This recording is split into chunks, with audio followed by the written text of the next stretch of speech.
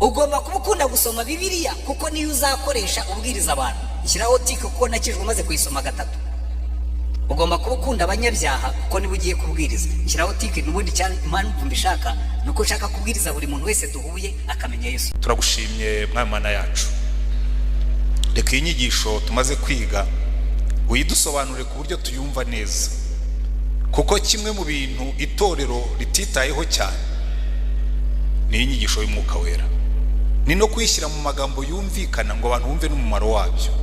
Mfashiriza aba bantu bose babyumve neza, bumve icyo Umwuka yabamarira baramutse bamugize inshuti yabo, bumve icyo Umwuka yabamarira baramutse bagendana nawe, bumve icyo Umwuka yabamarira baramutse bamwizeye, kuko washatse ko tuzaba abantu badasanzwe, abana b'Imana bagenda mu isi y'abantu. Udufashe kugira ngo tubyumve, ariko kurutaho utwigishe kugira ngo tubyumvire. Uhabwe icyubahiro, komeza uduhe umugisha mu izina rya Mwami wacu Yesu Kristo.